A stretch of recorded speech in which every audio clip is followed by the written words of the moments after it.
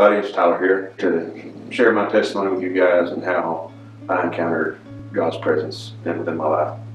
At the age of 17, I was in a terrible car accident, laying on the side of the road, and I didn't stand a very good chance. For the first week, I was in the hospital. They still didn't give me much of a chance. First few days for sure. Didn't know if I was going to make it or not. Thankfully, and fortunately, and by God's work, I come through it successfully. Had a lot of trouble, but I got through it.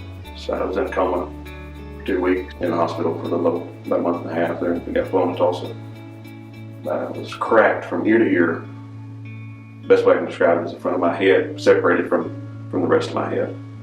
I've got a plate on the left side of my head now. I'm sure some of you have noticed the big line going up the side of my head here, which was a huge embarrassment and disappointment during that time, where I was a traumatic head injury. You go through a bunch of different emotional changes, and then let alone with a physical appearance that is now visible where everybody can see.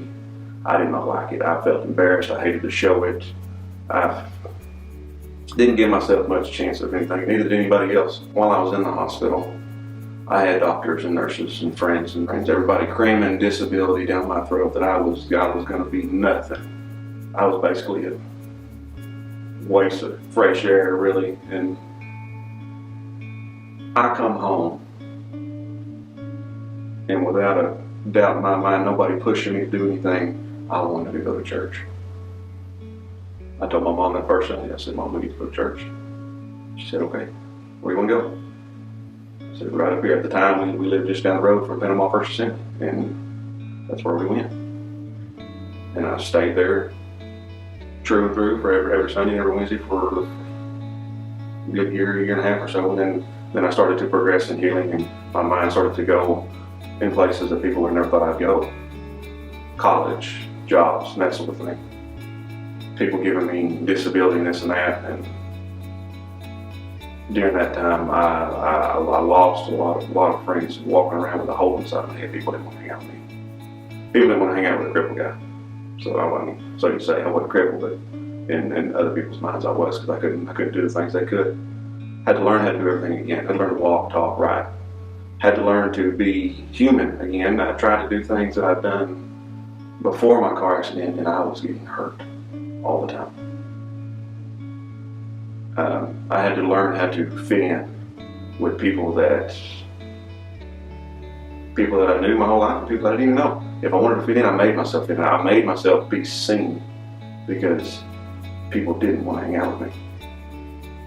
During that time, the best way I can describe it is you're kind of backed into a dark hallway, and you're screaming at the top of your lungs, and nobody can hear you. Nobody's listening.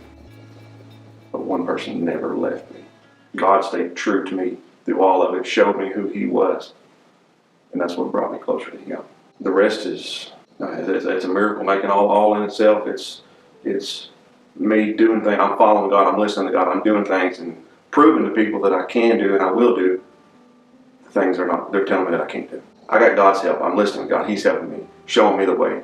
When I coming on college, I enrolled in college, and of course I had some friends right out of high school go to that same college. I didn't. I had to wait a year. I was the guy that was always the one coming up. Once everybody else done it, here I'm catching up. Here I'm coming. Everything worked out perfectly because I was listening to God. It couldn't have been any better. You could not have wrote a book better than how things played out for me through my college career. I'm the one that people thought couldn't do anything, will not do anything, because I had a hole inside my head. But by the work of God and listening to God, I did it. And so can you. Once I got into college, I kind of stepped away from church for a few years, and was